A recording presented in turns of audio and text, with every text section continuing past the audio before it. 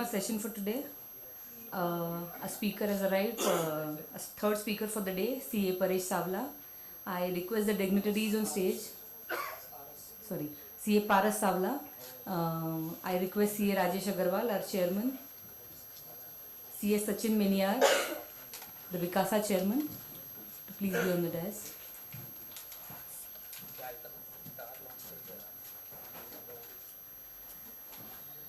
I request CA Rajesh Agarwal to felicitate our speaker for today.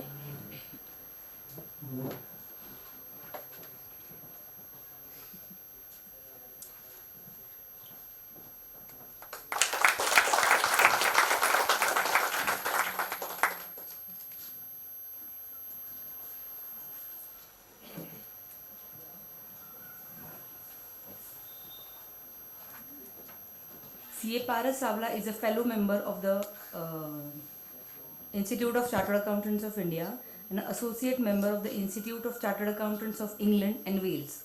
He also holds qualification as a registrar valuer of the securities and financial assets, as he is also an insolvency resolution professional from the IBBI board. He is a business and finance professional from ICAEW. He holds a diploma in information system audit from ICAI.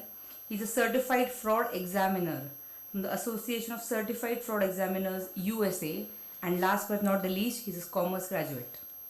He has over 2 decades of experience. He has advised several corporate and non-corporate on domestic tax, international taxation, investment into India and out of India, structuring the transactions, valuation, conducting due diligence and planning for mergers and demergers, acquisitions, insolvency resolution, direct tax litigation and corporate finance.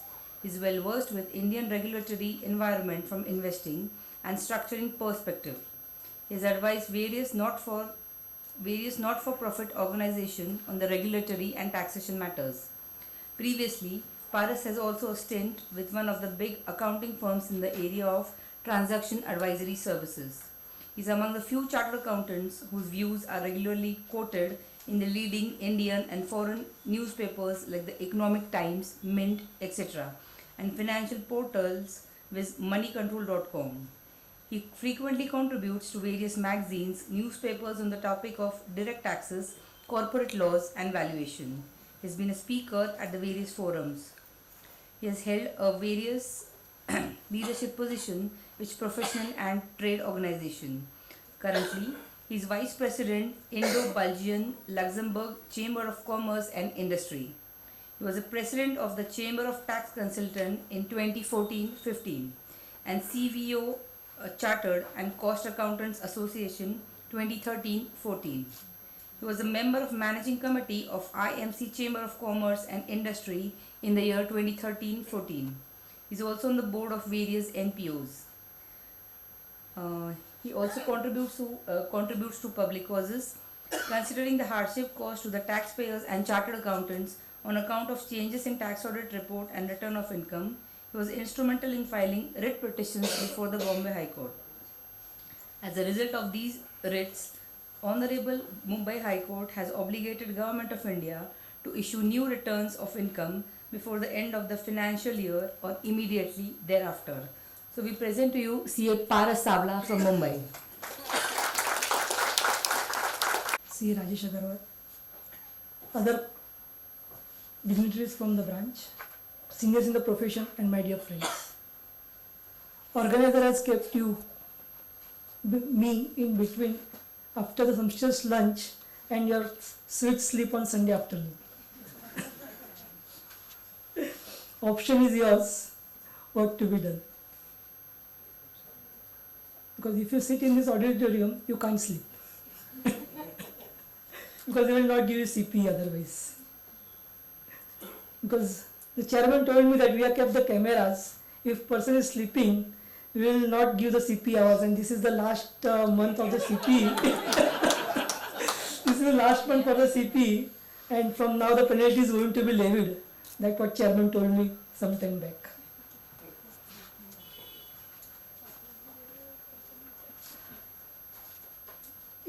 Valuation.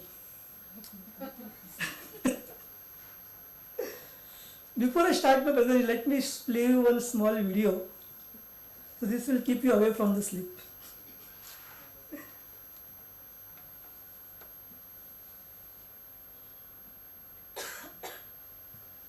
Yeah, Harry. You feel lucky?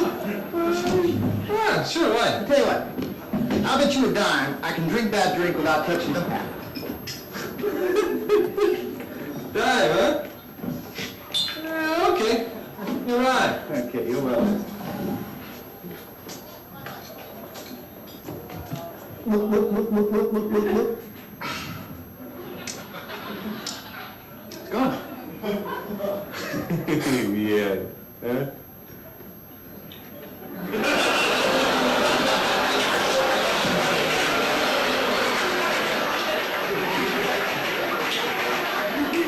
Hey, what's so good about that? I mean, anybody can do that. Oh, yeah? Yeah, I can do that. No. A dime. A dime. A dime. Coach, another shot, please. The dime says I can drink the old shot there without touching the old chapeau. Are you ready? How about that?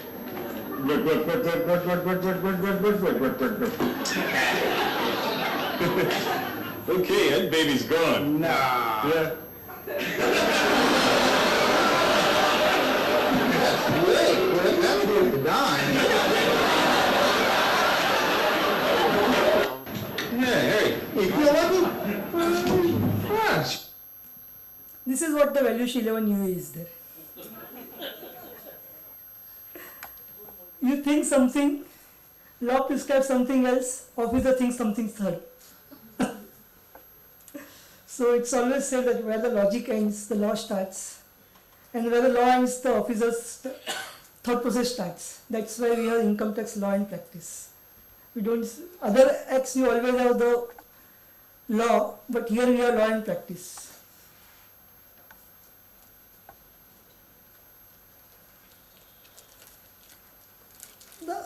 There is a perennial issue under the Income Tax Act with respect to the share capital.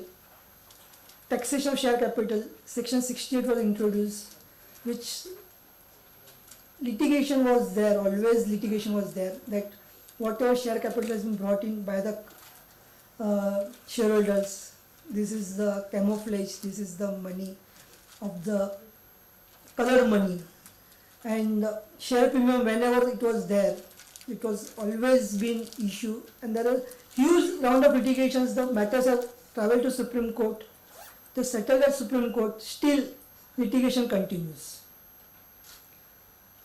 Then, one fine morning, in somewhere in 1997, gift tax was abolished. So this practice became rampant. Then the whole act was replaced by only one subsection, which was there in the place in the section 56(2), and that gave brought to the one of the things which is there, 11-year valuations. 11-year valuations is not only under Income Tax Act, but I have observed in many places that transactions are happening at 11-year valuation, not at normal valuation. If you see the annual report of Axis Bank, they acquired Max Life Insurance. The acquisition price was fixed based on the 11-year valuation. The Max Life parent company was listed on a stock exchange. It was quoted at much higher price. And at the 10% value, Axis Bank acquired the Max Life, which was based on the 11-year valuation. Recently, we were involved in one of the transactions, which was happening of 6,000 crore transaction was there. We were involved in valuation. And the two large business houses, the transaction happened. And here also the transaction happened on the 11-year valuation. And when we say transactions, this is the acquisition of shares, not the issue of shares. And this acquisition, the change in shareholding happened, the basis was taken, was 11-year value, and they did the transaction. So this shows the importance how 11 UA valuation is important. it gives the transaction on multiple things. The governing section is a 56 to 10 and even 56 to 7b. 56 to 7b applies when the new shares are issued by the company, and the 56 to 10 applies where there is exchange of shares. It need not be the issue of shares. And we have one more section, 50CA, similar to section 50C, which says that what will be deemed value of consideration. So, capital gains, other sources, they try to cap the transaction. If the value is below this transaction value, the mechanism which has been provided for valuation, if value is below that, then the difference between the fair market value and the transaction price will be taxed in the hands of a buyer and seller both. Agree? Let's make this session interactive rather than monologue. So my objective for coming here was I could gain the experience from my seniors, because I have learned at my own thought process, but since so many people are there at one place, I can learn many things. That was the objective for coming here. Hence I want this session to be interactive rather than one way. Sir, can you just put it on presentation mode? We can't.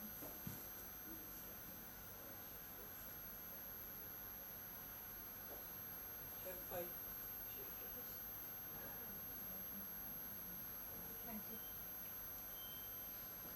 So, rules as been prescribed. Note that there was a huge litigation on valuations of shares right from when the wealth tax was there and gift tax was there. Seniors may agree because I have never studied both the acts. So, huge litigation, and the rules were provided how to value the shares, how to value the percentage in share of profits, percentage in the partnership firms, AOP, and all those things. When the regulation provides a mechanism to determine the value, the steps has been given to it. You can't modify that mechanism. You have to follow that same mechanism, whether that mechanism is correct or absurd. The steps which are given has to be followed, and the valuation has to be done in the same way. There is no way to deviate from it, or there is no way to where even though some things which are coming or result is being provided which is an illogical result, unless until the court struck down it, we may not be in position to say this, though result is coming absurd, I deviate from this.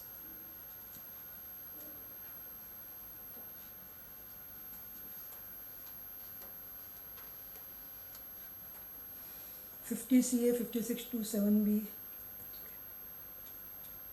What 11UA says? 11UA says when you are 11UA, we come to the first part of the section of the rule, which is applies for the transfer of shares. In that, what it says, when you are valuing the company, you exclude few components. Other things you consider at the book value. What are those components to be excluded? Is the jewelry, artistic work, and shares.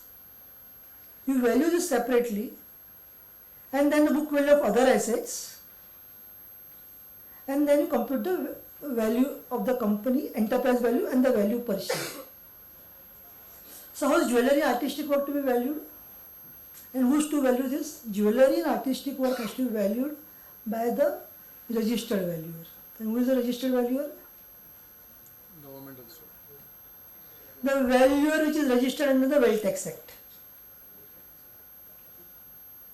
Is the registered valuer, and not the registered valuer what we recently understand, the register with the IBBI.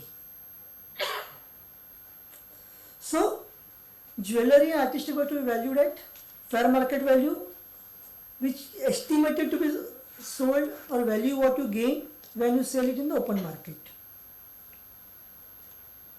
If the asset was purchased earlier. If you are purchasing the asset on the day of valuation, then the purchase price, provided purchases has been made from the registered dealer. What is registered dealer? Don't know. So whether registered MSME Act, registered under Companies Act, registered under the Partnership Act, or registered under GST Act. There is no guidance in the law.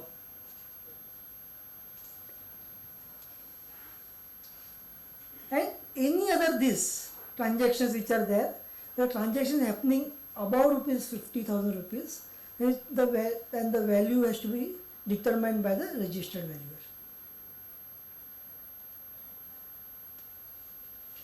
Coming to the shares and securities. Shares and securities, there are two parts: quoted shares, unquoted shares. So for the quoted shares, they say you consider value which is there on the registered or recognized stock exchange. Recognized stock exchange means stock exchange which is been recognized under the Securities and Contract Act. The BSE and NSE are the recognized stock exchange. If your value on 31st of March and the shares are not valued, or the shares are not traded on 31st March, then you see immediately previous day valuation. In case of unquoted shares, it has to be valued. Who has to do the valuer? Who has to do valuation? Valuation has to be done by the registered valuer. Registered valuation has to be done by the merchant banker or chartered accountant, depending on the method of valuation which has been done. In some cases, there is valuation report is to be done, but law is not clear who will do the valuation. So even the company can do the valuation. This is only to be within four corners of this room.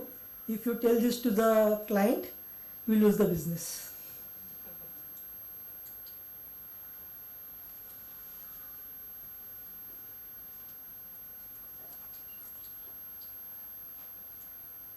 So first part, they say valuation of the book value when the shares are to be transferred. Book value means sum total of parts here. We don't consider book value or breakup value of the balance sheet what is being given. Sum total of parts, jewellery, artistic work and shares.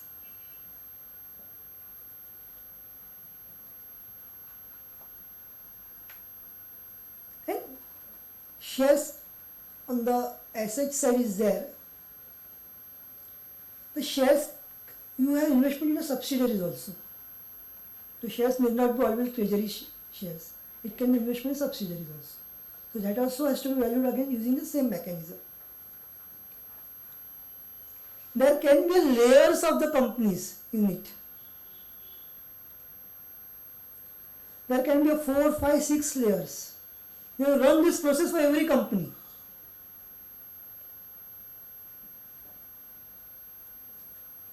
And when the valuation has to be done, date of valuation. Date of valuation is that when you receive the asset or consideration. For example, you received a consideration say on 1st of March. And shares are transferred on say 1st of April. Financially it's got changed. Then what is the date of valuation? Can you say some loudly? 1st of April. Any other contrary view? So this side is 1st of April. I want a contrary view from that side now.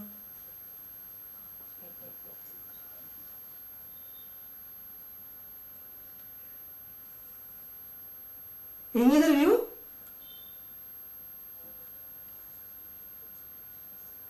Can we challenge 1st April is wrong? Or no? Why 1st April is correct then?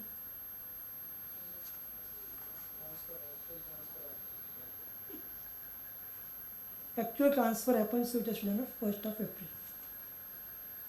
Any other view from this side or this side? Or you agree to him? Everyone agrees?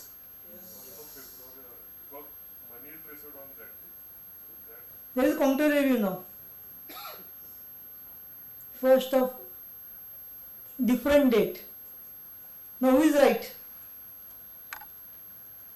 Everybody has gone to sleep.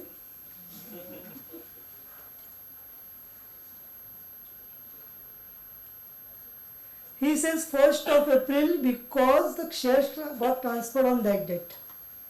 The 1st of February date is given and justifies because the money is received on that date. What is the valuation date to be taken? In fact, I told the answer sometime back only. 1st of February is the valuation date and not the 1st of April. Though transfer is happening on the 1st of April. Because rule lays down the say, I told where logic ends the law starts. Rule lays down that is to value on the date when you receive the consideration or when you receive the asset. Consideration was received on the 1st of February, so valuation should be done on the 1st of February. So for doing valuation, what will required now? If you are doing this breakup value, NAV value basis, what document will require?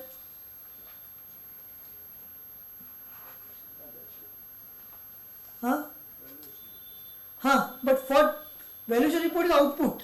What will be input here? Balance sheet. So which date balance sheet will be there? December, new date is coming now.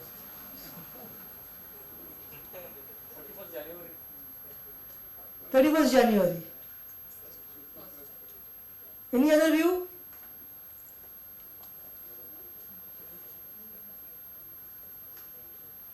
Any other view? 31st December, 31st January. First time. The valuation date is what? So balance sheet should be 1st February. Now what type of balance sheet should be there? Audited or unaudited? Unaudited. Any other view? Audited. There can only two types of balance sheet, na? Audited or unaudited. 50% ये बोलो, 50% वो बोलो. एक कौन सा सही आएगा? What should be there? Balance sheet?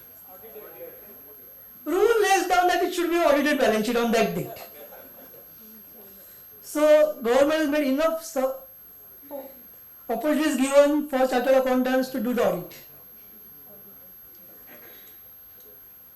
तो आपके पास जब भी आएगा client, so we'll do evaluation based on audited balance sheet or unaudited balance sheet. Client बोलेगा तो क्या बोलने का? रूल में ये बोला है तो we will follow this only.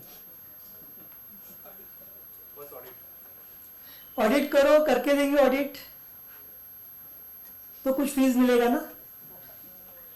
वैसे भी क्लाइंट फीस देता नहीं है. एक्चुअली अप्रूवल तो हो जाएगा, मिलेगा कभी मालूम नहीं है. Accrued. So rule lays down balance sheet should be audited. It should be on the date when the asset is received.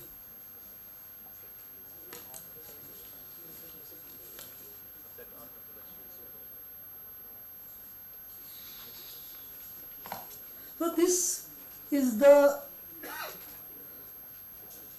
purpose, but for this purpose only the audited balance sheet and the date is there. As you move to some other rule, there are some other regulations will come in place. सब जगह copy cut copy paste नहीं करने का है.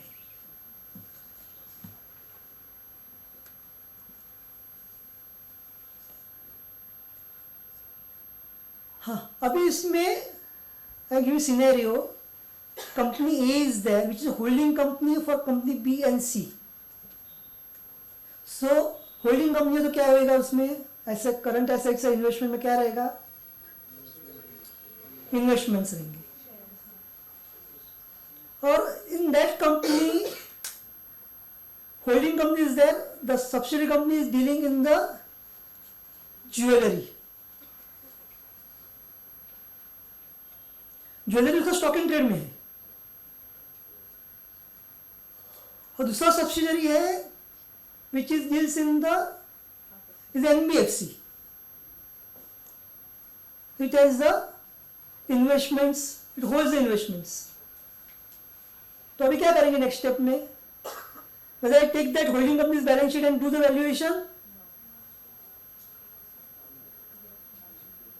No. Then what I will do? तो उसका कैसे valuation करेंगे?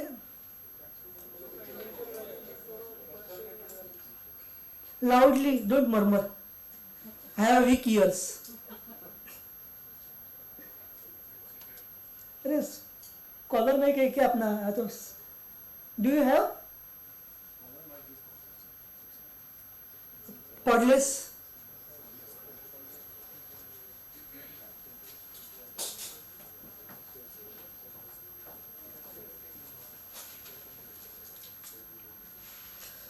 So there is stocking trade of the investments, the stocking trade of the jewelry.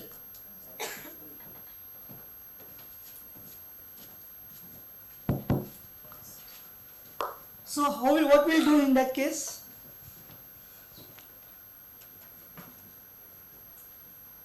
Jewelry is a stocking trade. Rule क्या बोलते हैं अपने को? बट स्टॉकिंग ट्रेड है, इन्वेस्टमेंट्स नहीं मेरा. So still I will apply.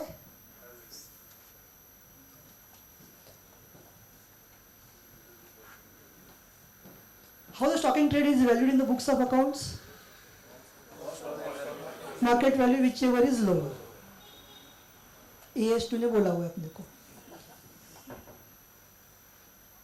So now doing a valuation, whether I will consider the cost in the books of accounts or I will do something else. एक view cost का और क्या है view? Anything market value. Cost हमारे दो में से एक ही चीज हो सकती है. Which is less?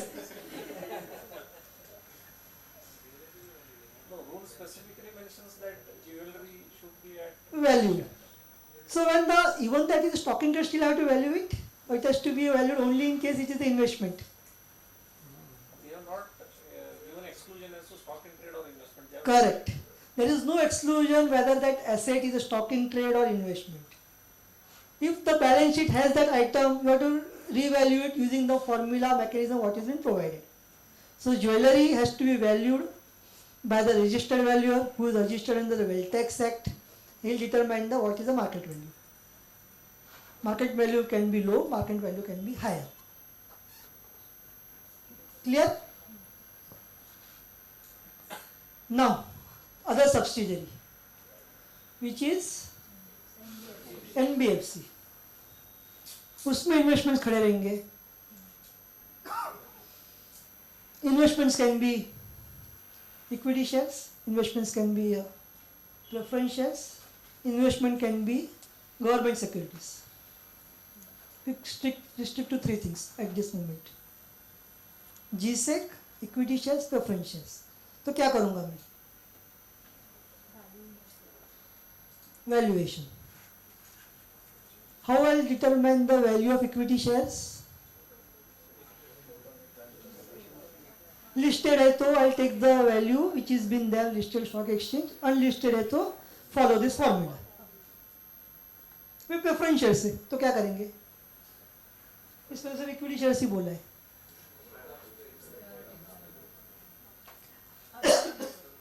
I'll make one more. Preference shares are compulsory convertible preference shares. One is optionally convertible preference shares.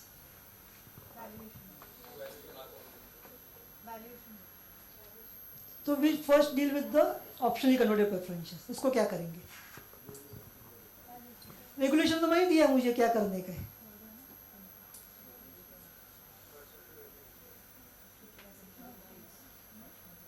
There are three means A, B, C.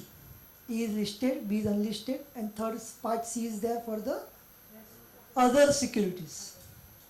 Other securities to be valued by whom? Merchant banker or accountant. जो अपने लिए काम है.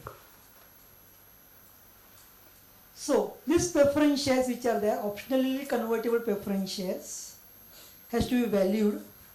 There is no mechanism maintained how to value it. At the option of valuer, you will value the optionally convertible preference shares and put the value into it. G6 government securities कैसे value करेंगे? Market rate again mechanism नहीं दिया है, but you can follow the RBI mechanism which has been provided how to value government securities. Valuation of government security RBI का एक circular है, you can comply with that circular, follow it. So unquoted equity shares to be valued using the mechanism जो sum of parts in short बोलने के लिए. For optionally convertible preference shares, you will value it using the mechanism which is the value of things fit. GSEC also value of things fit. Clear?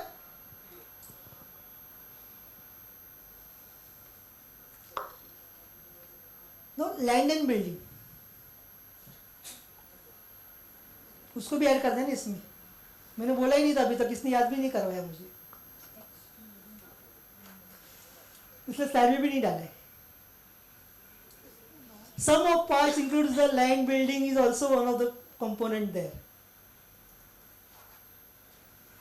So land building, jewelry, artistic work 3 and shares 4. 4 चीजें. Land and building also is to be valued at the market value. Stamp duty. Stamp duty. The value which is been given by the government records. Ready reckoner value.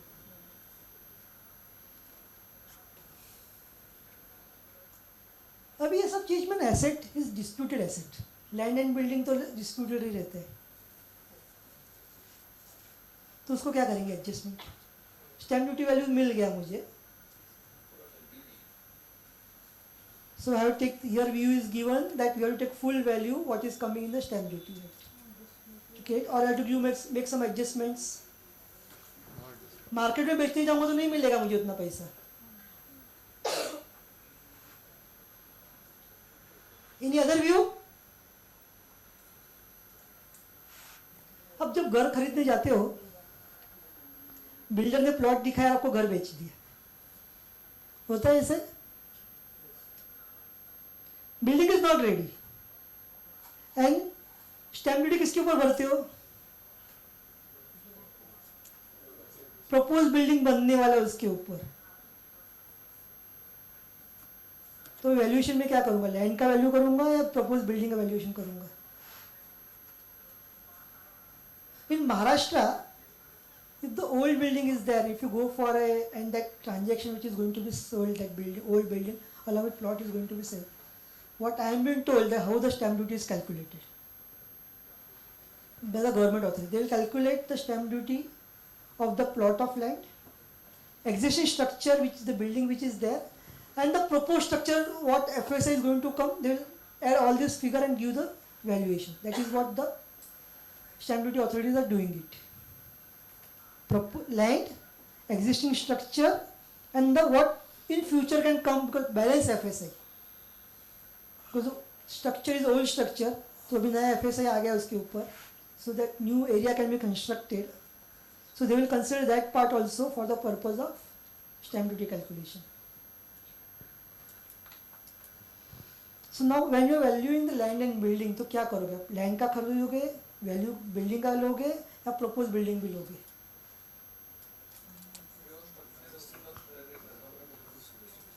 But agreement जब करोगे ना उसका, if you selling same building, stamp duty में जो market बाजार भाव जो आता है ना, उसमें वो पूरा लिखा हुआ रहेगा.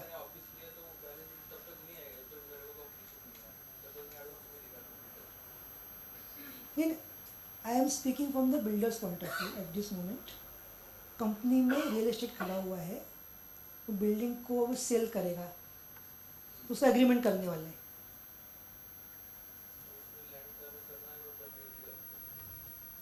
बट जब अग्रीमेंट करोगे उसमें बाजार भाव में अलग नहीं लिखा रहता है, वो तो एक ही बाजार भाव लिख के देते हैं आपको. नहीं ना, वही तो मैं समझा रहा हूँ. What I have been told how the stamp duty is calculated, plot, existing building and future building. Discounting तो बहुत पहले कर लिया गवर्नमेंट ने स्टैम्प ड्यूटी पे.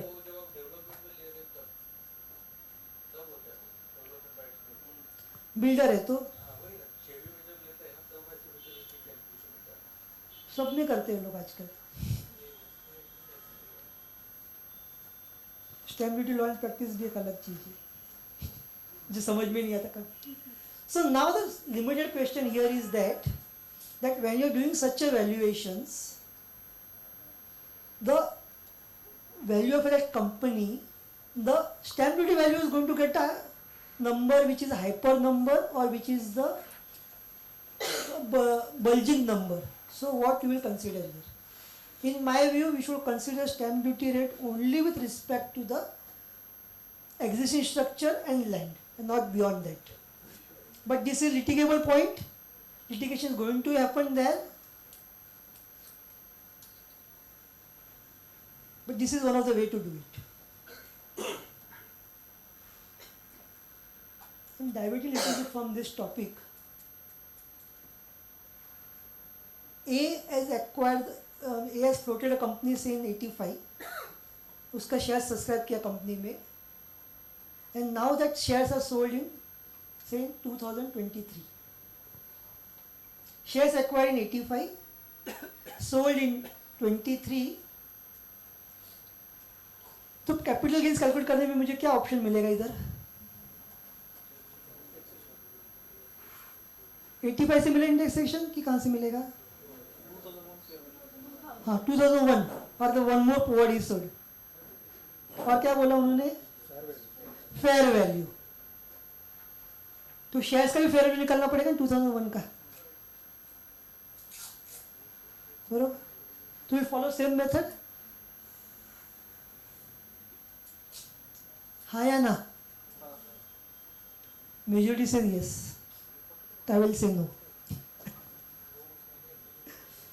11U valuation doesn't apply to fair value as on 1st April 2001. So then I have option to determine the value which is as per my, so I can use DCF method, and this valuation can be done by chartered accountant, it need not be done by the merchant banker. Good? Clear? Now, this is 56 to 10. Come to 56 to 7B. 7B is for 7B is for issue of shares. Issue of shares by which company?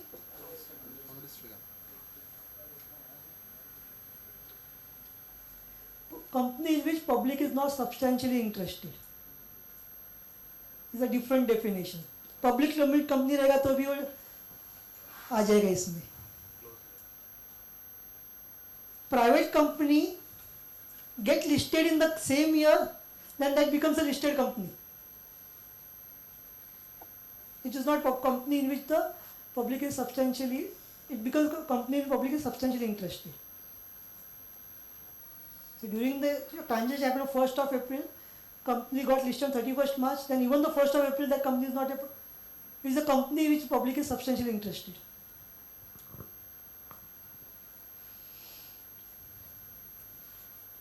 So when the shares are issued, उसमें दो type आएगा. Shares issued at par, shares issued at premium. Now what to do? Valuation will apply when? Both, one, either, क्या आएगा? Both. Anyone else? सिर्फ कॉन्ट्री view डालना है ना सिर्फ, और क्या करना है? बोथ बोला तो एक जन बोलेगा एक नहीं, it will apply to one. Anything? Shares issued at par, shares issued at premium. 56 to 7B applies to which? Issued at premium, par को नहीं लगेगा, तो मुझे वैल्यूएशन नहीं करना है. When the shares are issued at premium, what is the method I can use it? दो method दिया है.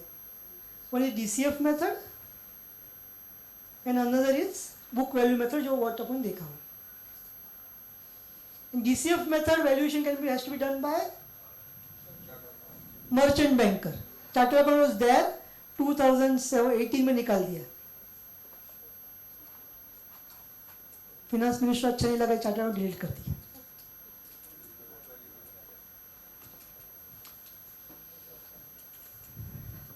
बुक वैल्यू के लिए कौन वैल्यूएशन कर पाएगा?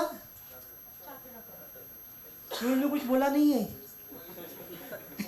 कुछ भी नहीं बोला रूल ने. So that company can also do it on his own. But बोलना मत है किसी को जाके. We will lose our business. DCF के लिए स्पेसिफिक बोला है, मर्चेंट बैंकर होना चाहिए. There are some other places also. And when we are coming to other than shares and other than equity shares, other than compulsory convertible preference shares, दो चीज को अपन बाहर किया अभी. That can be done by merchant banker or accountant or chartered accountant. One category is not specified, one category is specified only merchant banker, one category is specified merchant banker or chartered accountant. Clear?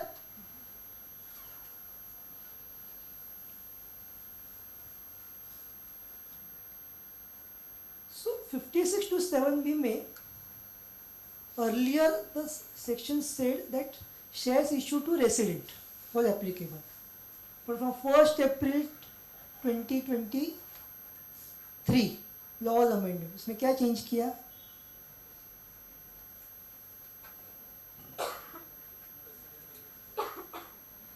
Word resident delete किया. So now this applies even if to the transaction or shares issued to non-resident, which was not there earlier. Because of this deletion of this word, Rule 11 UA was modified. Sub Rule 3 got modified. इसमें बहुत कुछ आ गया अभी. Issue of shares में now they prescribe 5 mechanisms, 5 methods for the valuation, which was not earlier.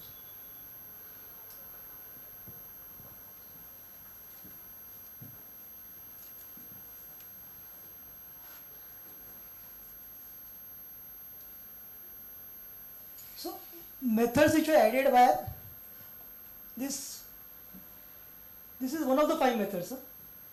These 5 methods are one of the 5 methods, which is comparable company method. Comparable company method means you just compare the two companies, compare the multiple of the company, P देख लो, EV देख लो, and then compare the company, determine the value. Probability weighted expected return method. Is this we assign the probability to say my 20% probability is there that I will get the return of 100%. 30% probability is there, I will get the return of 60%. 50% probability is there, I will get the return of 200%. So this becomes 1. So this is one of the method which is given. Option pricing method. That when you do a ESOPs and all those valuations, you use the option pricing. Binomial method, or these are the methods which comes to option pricing. Then milestone analysis method. Milestone analysis method is generally used to valuation of intangibles. Because when you issue a shares, especially the technology companies which are there, they don't have any fixed assets much. They derive many things because of intangible. Intangible can be many things. So the method can be used. And one is the replacement cost method. The net asset method, what we used earlier, is a more or less a replacement cost method. But here they are not said the what is to be replaced. It only says replacement cost method. So you can determine the replacement value of a fixed asset. You can determine the value of replacement of the current assets and change the method, find the NAV of that. So these 5 methods can be used to value the shares of a company. Who can do for using this valuation? Who can be valuer?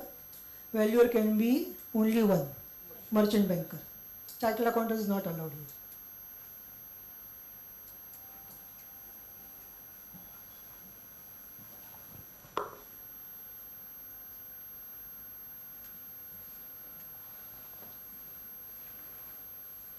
We left one part into it.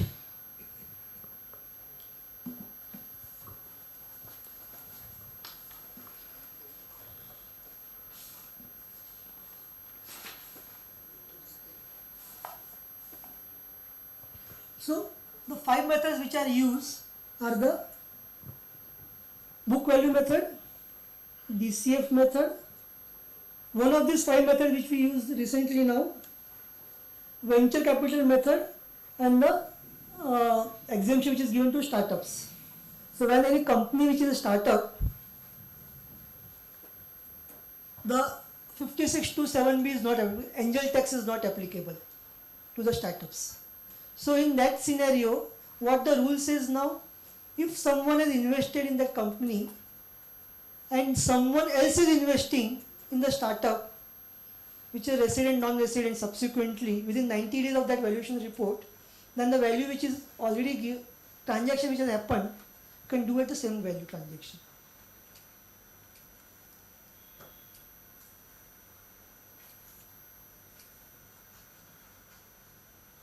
The purpose of preferentials now.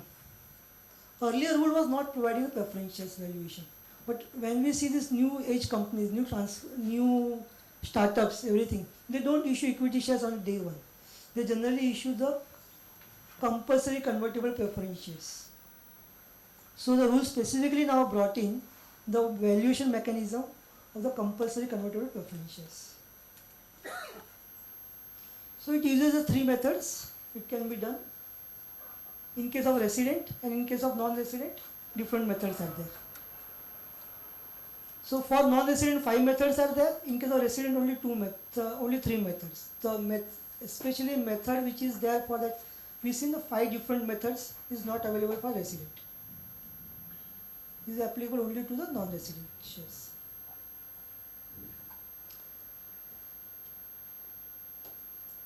In 50C, we get some leverage that if transaction happening below certain value, above certain value, then 50C will not apply. क्या है वो?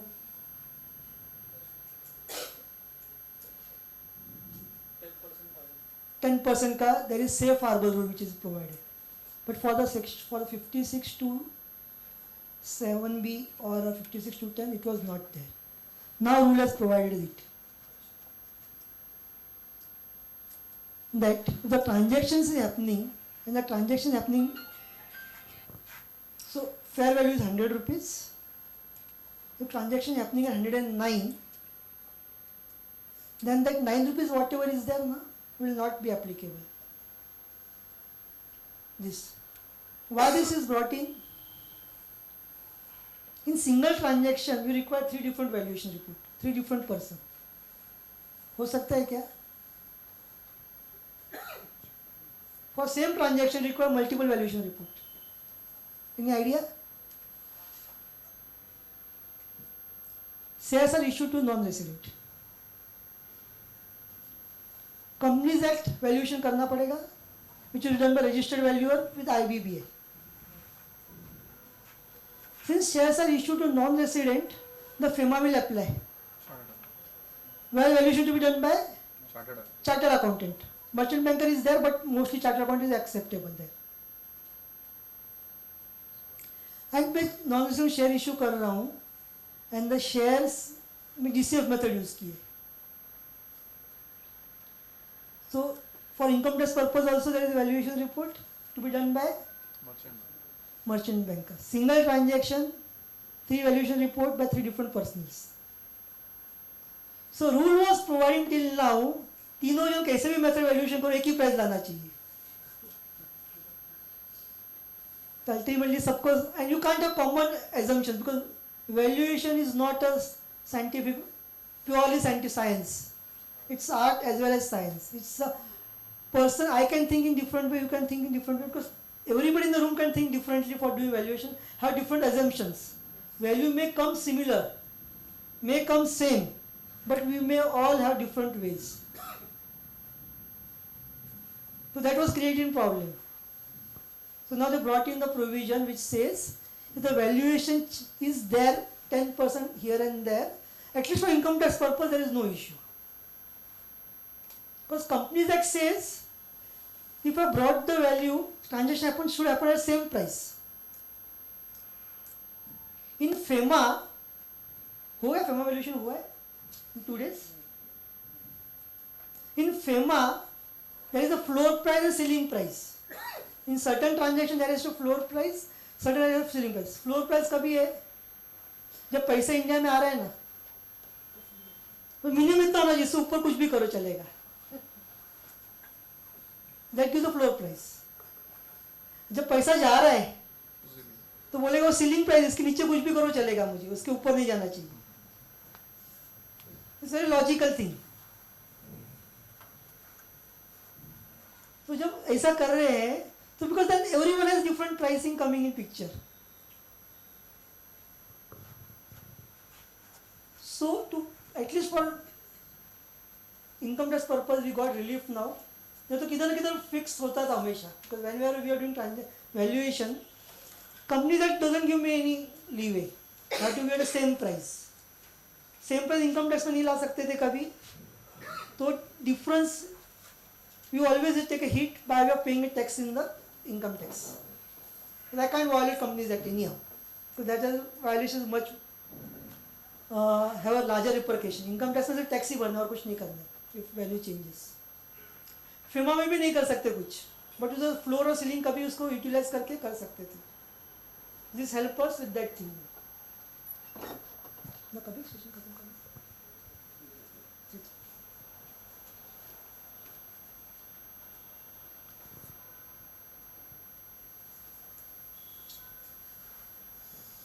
So convertible preference shares mechanism has been brought in under 11 UA rule now.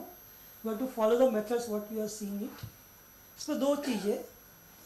Either I will value the option which I am going to receive subsequently, or I will value the underlying equity shares as on date when the share preference shares are issued and determine the value. There are two options given here. Anyone at the option of the assessee, it can be chosen. Clear? Any questions in this?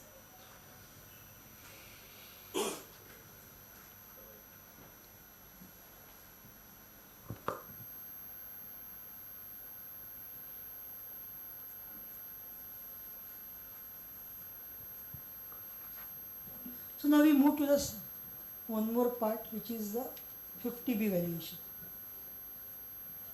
50B valuation किसको होता है? Section 50B says what? Slum sale.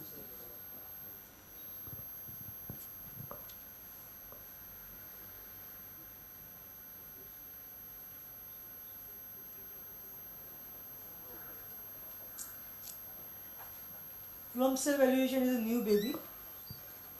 Earlier slum sale was, there was no mechanism was provided to do valuation of slum sale. It's the book value of the undertaking is the, and difference between book value of undertaking and transaction price can be considered as a income or loss. Here mechanism is different mechanism. You have to determine two FMVs and higher of two has to be considered as the deemed consideration for slum sale. First is that अपने जो book value सीखा ना, मोर और less same वही चीज.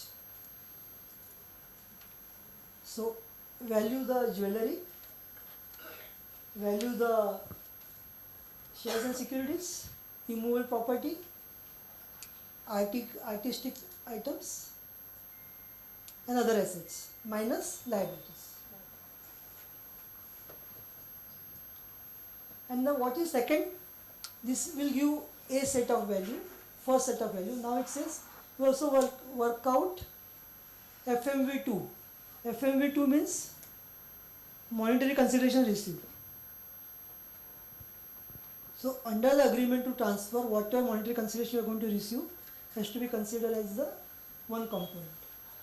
Then fair market and non-monetary consideration represented by the property. कुछ non-monetary consideration है which is in form of property. For example, I may receive the shares in exchange. Then I have to add that also here. Then non-monetary consideration other than movable property. Third component. You have to determine that. And the stamp value of immovable property. You add these things, you add this. Now whatever higher of two is the valuation.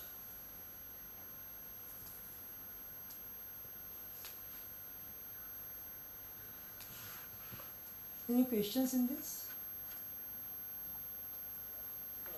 Will these rules apply to unquoted foreign company shares?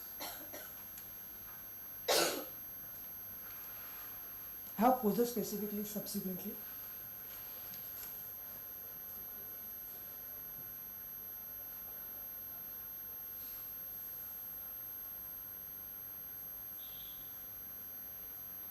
Who will do the valuation here? 50B, 11UB, UAE. Rule ने कुछ नहीं बोला कौन करेगा valuation. So it can be chartered accountant, merchant banker, or nobody. Company can do its own valuation.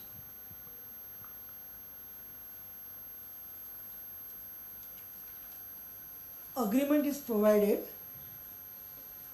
In the agreement is said that slum sale agreement, undertaking is being taken over, that ex-employee, if he continues with the company for next 2 years, then the additional consideration you are going to receive at the end of second year.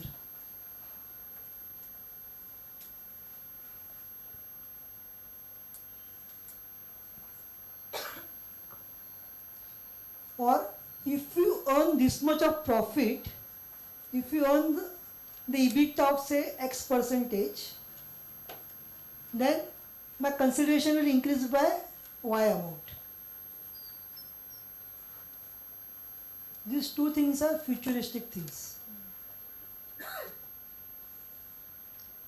Whether any adjustment is required under FMV 2.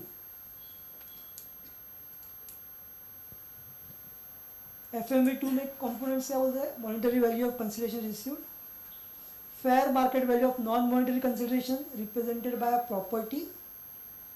कुछ property मिल रहा है मुझे?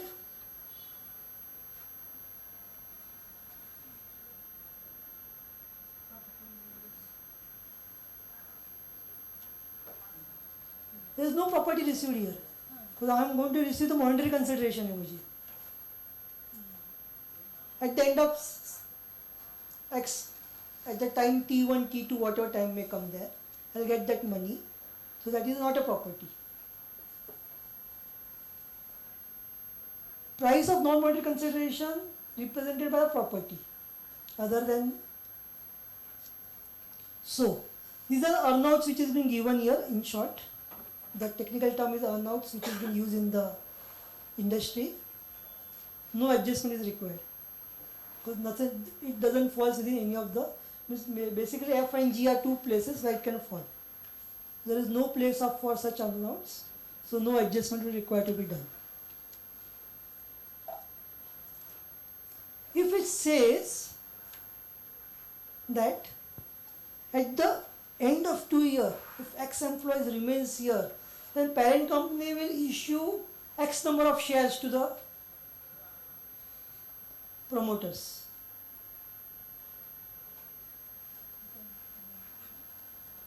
पहले बोला था कि उसको पैसा मिलेगा, अभी शेयर्स देगा उसको. So any change in answer or answer will remain same?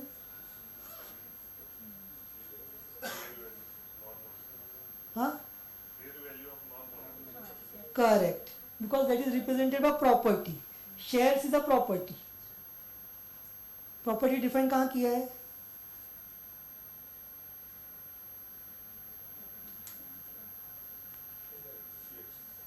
So shares, you receive the shares. This is non-monetary consideration, which may happen subsequently, but challenge is only there how you determine the value. And again, this is contingent. These are practical difficulties, but the rule tries to cover here.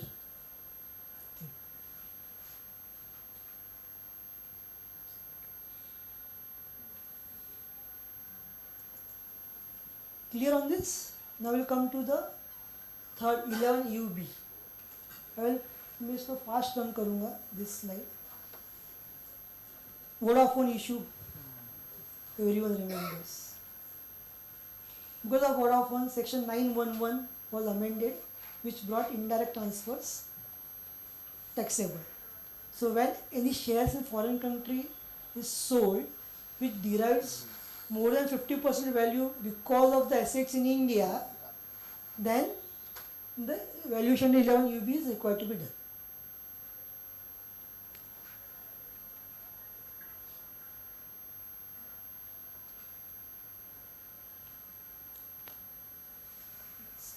here also.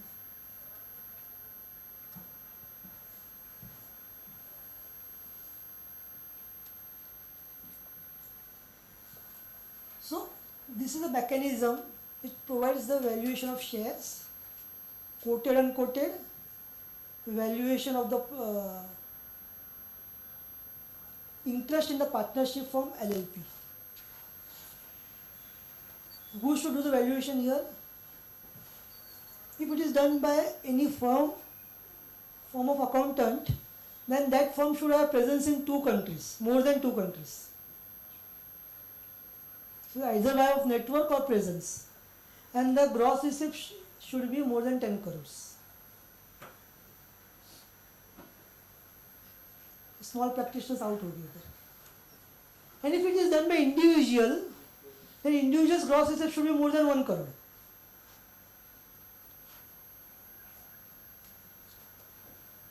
So, in case of shares, listed shares, valuation has to be done high or low price, weekly high or low price for 6 months. Or last 2 weeks, whichever is higher. They try to borrow something from the SEBI regulations.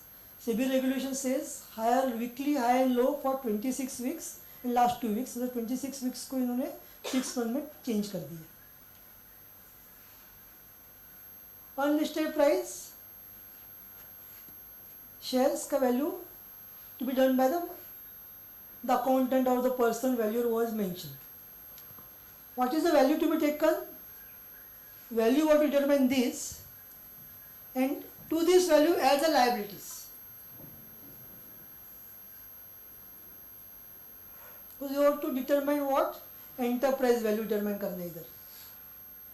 So not only the net value but value inclusive of liabilities. So whatever method you use, determine that value. To this value add the value of liabilities, so that will be the enterprise value. Unquoted shares, valuation to be done by the accountant, whatever is there. In respect of the interest in partnership or LLP,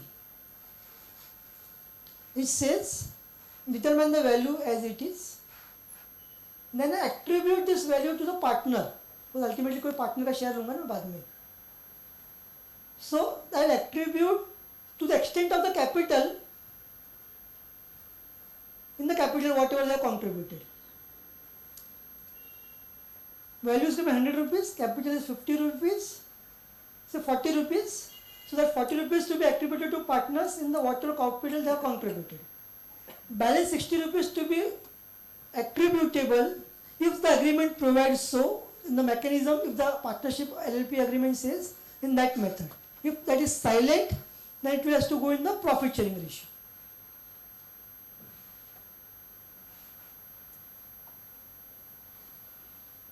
And to this value, you will again add what? Value of liabilities.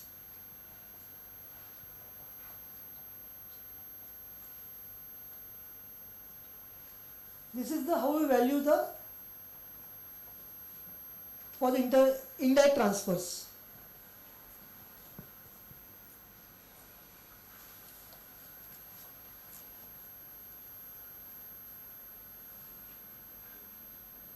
And then attribution is there. The different rule is there which may not consider. Attribution applies. The whatever value determined or gains you determine here, and in the ratio of the assets in India to the total assets. Specific rules are given there. Then you determine the profit which is taxable in India for that purpose. When the 11 UA recently was amended to determine the value of a shares, it was represented before the CBDT that wherever word merchant banker is there, we replace with the word registered valuer, which is the IBBA. Why it was suggested? Because there is a FSDC, which is a Financial Stability Development Council. This is the FSDC is the group of the SEBI, IIDA, Pension Regulatory Authority, this all financial regulator, RBI, which is headed by the finance minister. Chairperson of this group is finance minister. In the minutes it is mentioned that whenever new valuations are coming in the field of financial area, then the valuation should be replaced with the registered value. But even after pointing out this in the representation, merchant banker still holds the ground there. The valuation to be done by merchant banker and not by the registered valuer.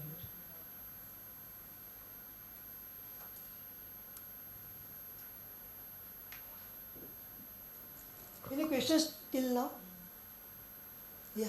Paras in 11 UA 1CB, what is the treatment for deferred tax assets and deferred tax liabilities? I'll have And for any long lease, ROU asset also is there.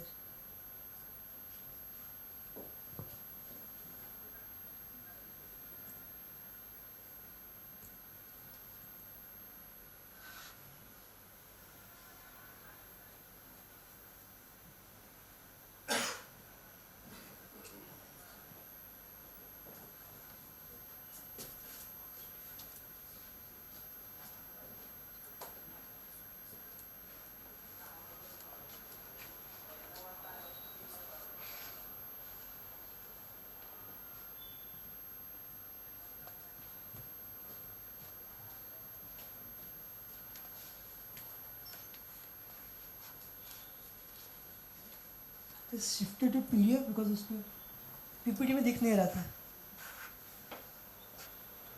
Now issue is coming because for the purpose of 11-year valuation, he used the financial statements as the base. Now financial statements are based on two accounting standards. One is the Indian accounting standard, one is the Ind AS. And the 11-year rule doesn't specify anything what accounting standard to be used there. And this throws a new challenges here now. In practically, many times this challenge may not come in picture because in case of listed companies who are using the Ind AS, it will not come because these are companies which is not unlisted companies. But Ind AS applies even to many of the unlisted companies also. If the transactions happening with those companies, you need to take care of these things. Because there is under Ind AS the recharacterization of any transaction. If you issue a preference shares, so optionally convertible preference shares, it will bifurcate the amount into equity as well as debt. Ind AS will throw these two things. But if it is Indian accounting standard, it will always come under the shareholders fund without any bifurcation.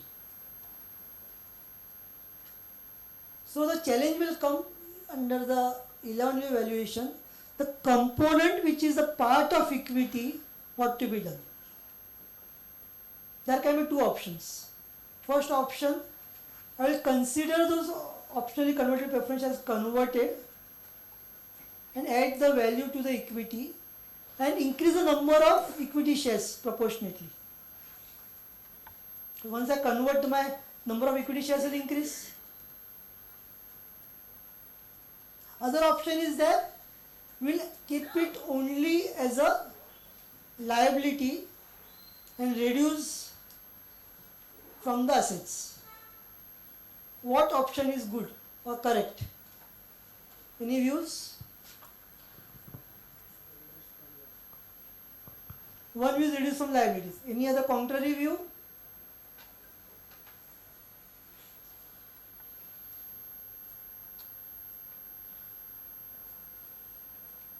Have you got the point what I am trying to say?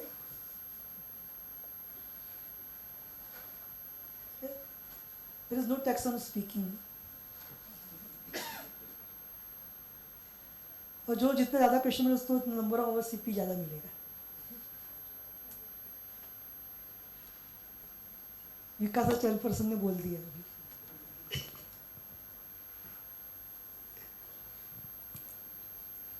In my view, it has to reduce for liability only. We don't convert into, because the reason why I am saying so, because rule has provided what to be done.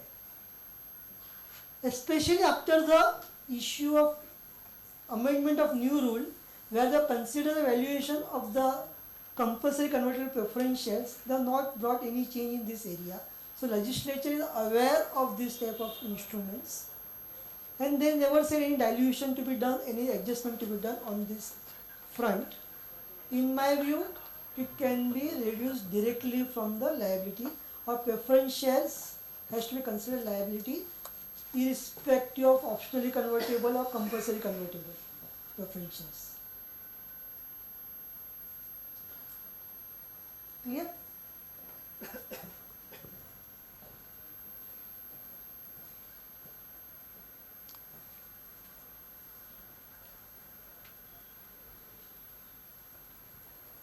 Similar issue also happens in the debt.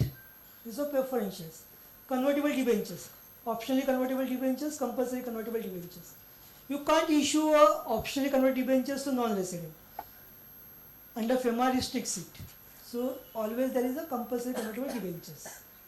And when you are issuing compulsory convertible debentures, either that will be part of my liability or it will not be part of liability. I will consider the dilution in equity shares and all this. Answer will be similar to what I said earlier. We will not consider this dilution to equity. We will consider the liability only and reduce from the assets, not part of equity. Someone can hold different view.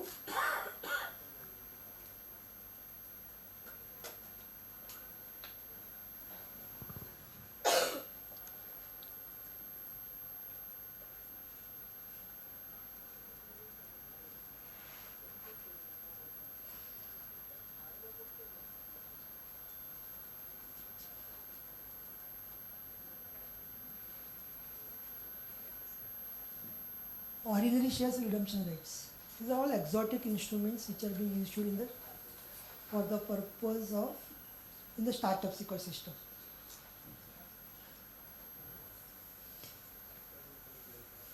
So उसमें भी वो if you using Indians, it will determine equity and दोनों चीज में. How to do adjustments? No clarity onto it. Similarly, there can be also issue. There are shares issued which has a DVR, differential voting rights shares. Equity shares will be differential voting rights. In the differential voting rights, it can be given that in case of liquidation, they will get the prior charge of the assets. They may get the higher dividend, or they may get, in case of liquidation, double the value of the shares. It can be unit rights, the preference rights, higher dividend. The mechanism which is provided for the equity shares is same. In that scenario, when the differential voting rights shares are given or DVRs are given, whether any adjustment in valuation to be done or yes or no. I have preference, higher dividend है, liquidation preference है, or higher liquidation preference. One view no. Any other contrary view? No adjustment to be given. Rule says follow the rule.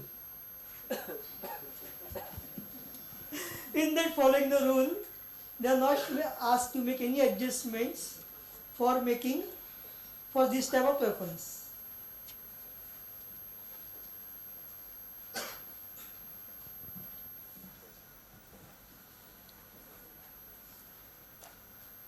Perpetual loan maker, the loan which is never to be repaid. It has to consider liability. Derivative instruments, mark to market to be done. But ICDS में allow नहीं करता mark to market. Accounting standards requires you to do mark to market. Unrealized gain, unrealized expenditure is not allowed to do it. So for doing this valuation क्या करेंगे?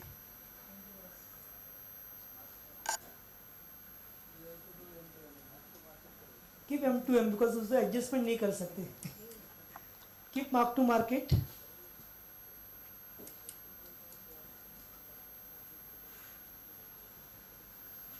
Interest paid loan to group companies. Liability to be considered irrespective of whatever India says. Operating lease, the lease payments.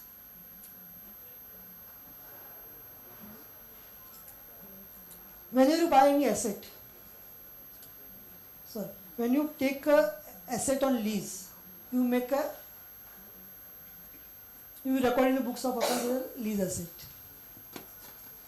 Section 28 income tax, what allows deduction is the current repairs.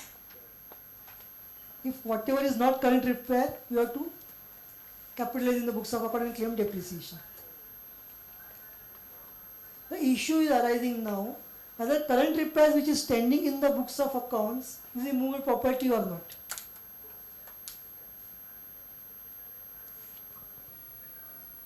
And we consider my lease period is more than 10 years. So for the purpose of stamp duty, if you are having any asset, if you take any property on lease and the period is more than 10 years, 10 or 11 years, stamp duty rate applies as per the market value less 10% of the market value. So whether that will become immovable property or not for the purpose of 11UA valuation.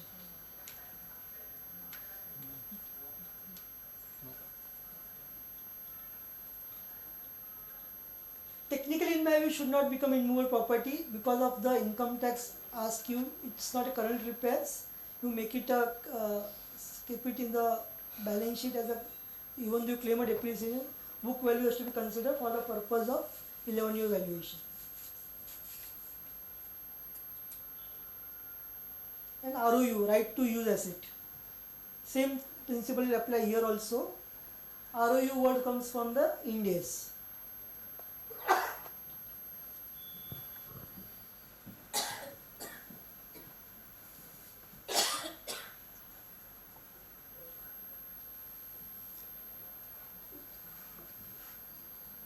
Valuation, it says that taxes which is paid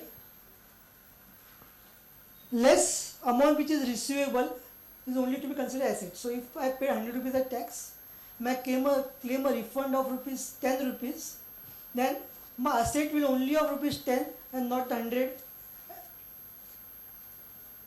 So income tax not to be done here. So now, so whatever amount is due from the department will only be considered as my asset. In short. So now that is MAT. Whether MAT will be considered asset or no.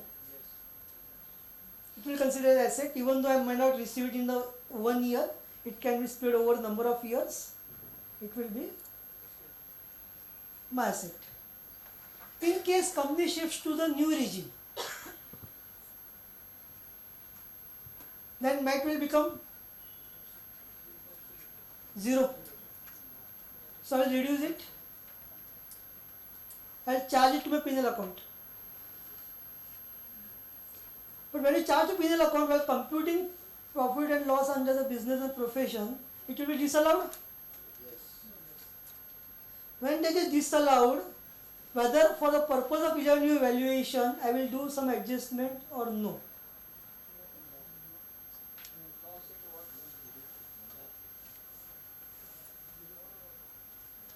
We have 5 minutes now. I want to wind up. Yes or no? PNL में क्या adjustment हो? Any other view? Any other view?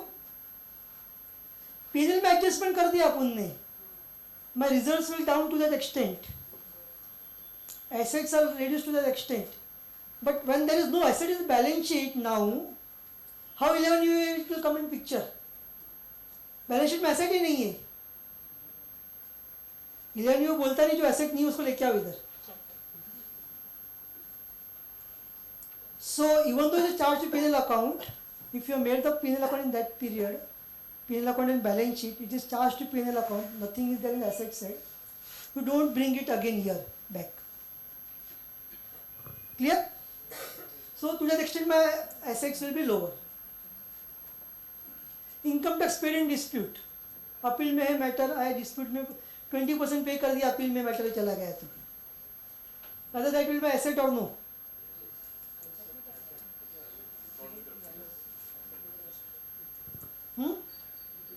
Which is asset, should not be considered. Third view, income tax minus करो तो बोलता है ना मुझे, तो माइनस कर दिया मैंने. रिफंड है क्या ये 20% as on date? It's not a refund unless until I win the appeal, तो ही मुझे रिफंड मिलेगा. So as on date of valuation this will be not be asset. You don't include as a part of asset as of now. Clear?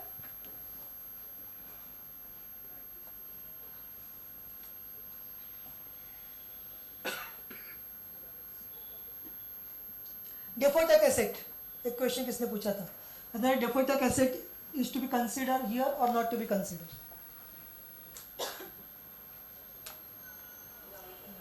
There are two things I'll put it here. When you compute the, for the purpose of MAT, rule में specific बोला हुआ है deferred tax asset is considered as a reserves. Specifically amendment किया rules को, section 115 GB, which was not earlier. The rule was specific, section was specifically amended here. Somewhere in 2003 or 4 में कुछ तो हुआ. No such thing specified under the 11 UA. It only says the tax. तो एक view ऐसा हो सकता है, since the legislature has already provided adjustment there, and no such adjustment is provided under this section, this is to be considered as asset. But now there is one more point, 11 UA. Asset which is not supported by the tangible things. So whether deferred tax asset is tangible or intangible. Can I go and sell this asset in market? Is it having marketability? Exact language क्या है section का? Let me read out.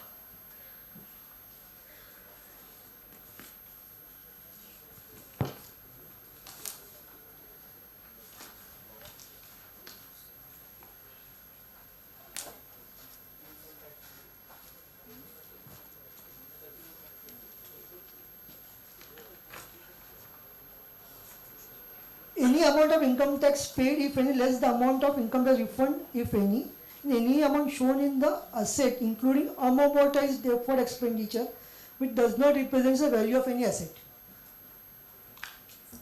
So, whether deferred tax asset is represented by any value or no.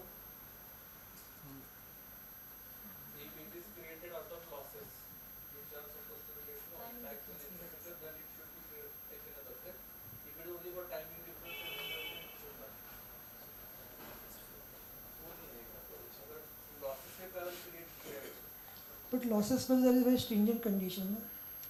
sure, हाँ तो contract conversion में होता है ना उसके कारण. That it is after taking into account the stringent conditions, you have the deferred tax assets coming to the balance sheet of the company. Tomorrow if you sell this company to someone, the buyer company will be able to take the benefit of these deferred tax assets. So, you know, Section 75 impact आएगा तो? totally 75 in fact, see, assuming that you are doing a whatever, you take care of all those requirements. नहीं ना, for example, loss making private limited company है. Section 79 says if 51% of shares are transferred, then I lose the losses. हाँ तो transfer आधा cover नहीं आधा cover. नहीं, but I will lose it. चलो, we don't complicate that at the moment. तो ये जो point है, और as a suggestion, normal conditions के हिसाब से क्या होगा, पहले वहाँ discuss करते हैं. Abnormal का बाद में discuss करते हाँ, हैं. Assuming everything has to be the same, will this not really hold value in the balance sheet? Because you will recognize deferred tax assets only when you are sure that this company has the possibility of future profit. And Correct. things like that. उसके बाद तो आप उसको recognize ही नहीं करेंगे, agree. है ना? तो आप उसको recognize करके इसका मतलब ये tax है value है. So this is the So It's a very debatable point. It has a value, not value. On the first point I will say, since 115 JB में मुझे जो दिया हुआ है वैसा इधर दिया नहीं है, the legislature knows it. In taking logic from there, it will consider as asset, or to consider as a part of asset.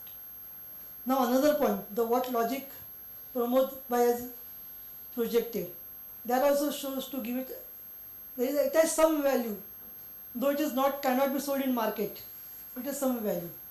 So there is a high probability that it should be considered as asset and no adjustment is required to be done on this. Say for example, deferred revenue expenditure is clearly a fictitious asset.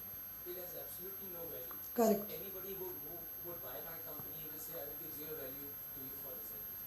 He can't say the same thing to the deferred tax assets. It's a really arguable, both sides you can argue it. So you have to see how you can put it up.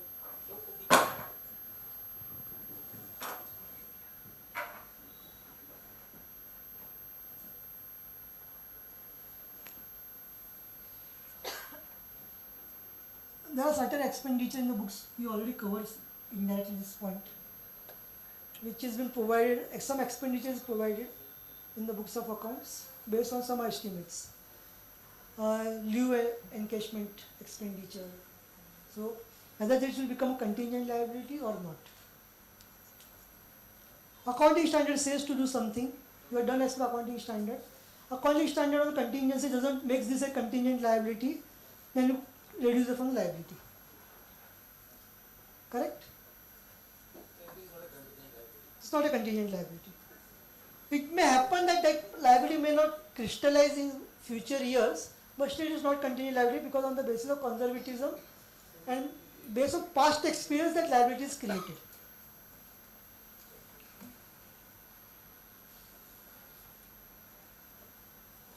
Similar thing also applies to 43B expenditure. Expenditure provide किया हुआ 43B में disallow होने वाला expenditure because that was not paid during the financial year and you are doing a valuation on that date. In my view, no adjustment required to be done even though that expenditure is going to be disallowed in section 43B. Liability, it has to consider liability because books में liability है उधर. And we are not computing the tax here, we are computing the assets and liabilities for the purpose of transaction. We already covered these audited accounts,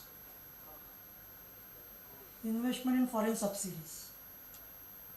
The issue may arise when the investment is there in foreign companies, foreign subsidiaries, how to determine the value. The value of unquoted shares mechanism which is provided there, we can't apply this in case of in foreign because for immovable property, there may not be circle rate, there may not be stamp duty rates available in that country. So you value at the book value only rather than nothing else to be done. And can it be done other way around? Can it be done at market value in that country? You are having a say office building in US. You are valuing the shares of a US company. India में रहेगा तो you say that you have to consider market value. But when it is in US, you don't have stamp and not market value. What it says, value which is be considered for the purpose of stamp duty, not the market value. Language uses that. US there is no specific law for determining the stamp duty for that asset. If there is no such law, you don't determine the value for the stamp duty. Consider the book value, whatever is available. You can't replace that book value with the market value.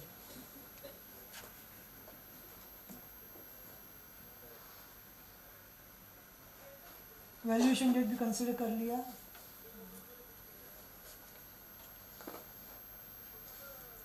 Here application may be pending allotment.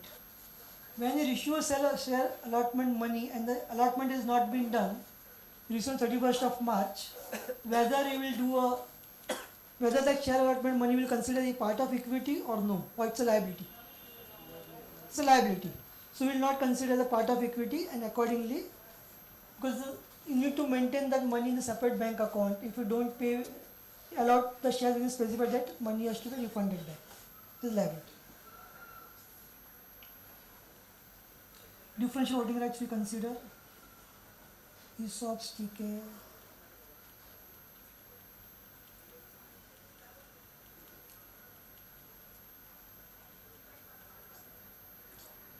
Now, issue may arise that whenever you are doing a valuation, though we say we require audited balance sheet, but you don't get audited balance sheet.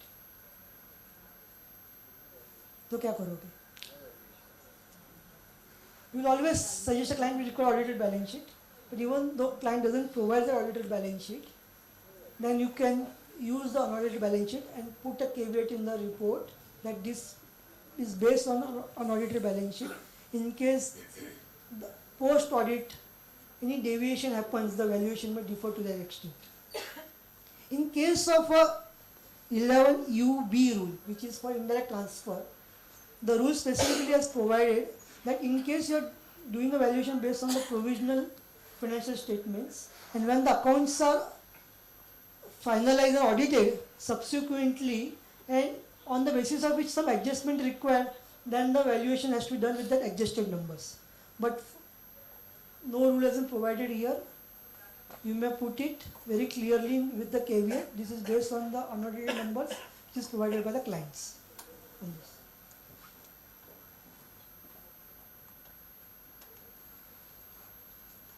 11-year valuation, it says that due to 4 components में equity shares है, quoted unquoted जो भी बोलो. The company is having a share holding in partnership firm, is a partner of partnership firm or member in the LLP. Whether I will do the valuation here or no.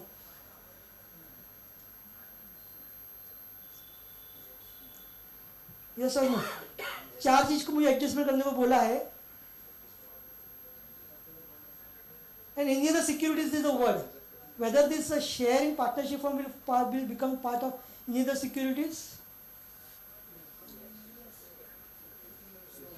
It's not a security.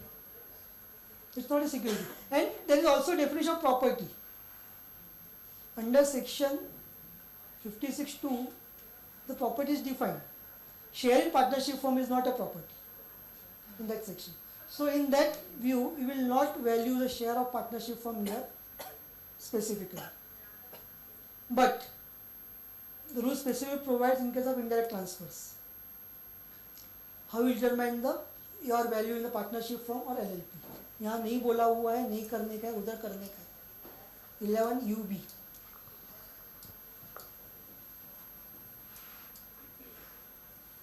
(43B) we took it. These are few of the case laws. I'll just brush up in 1 or 2 minutes. You followed the net asset method. Assessing officer wants the DCF method of valuation. Can you do it? Yes or no? Or vice versa? Assessing officer can't change because the rule says that the option of the assessee. Once the assessee has chosen the option, AO has to follow the same option. He can't change the option. But if the valuation is done in the way which apparently there is an error, there is a glaring mistake, then AO can modify that valuation, nothing else. Because if you follow DCF method, value is coming 100 rupees. Subsequently, company खोखा हो गई और value 10 रुपये ही था. So AO may try to difference as a taxable, try to make it. But now AO is having a hindsight after the years of price passed away. If those assumptions were correct on that date, AO can't do adjustments. This is prone to litigation. Various litigations happen on this, and barring few decisions, most of the cases it has been held that AO can't take the hindsight value, AO can't change the method of valuation.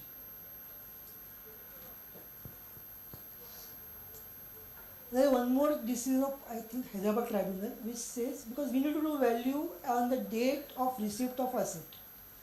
Hyderabad Tribunal took a view that valuation has to be done on date when the shares are issued. That is one aberration decision is there. Rule में कुछ बोला है, they interpreted. It may happen so. I received money say in 2010, but shares are issued in 2022. In those scenarios, you may apply that principle, but not otherwise.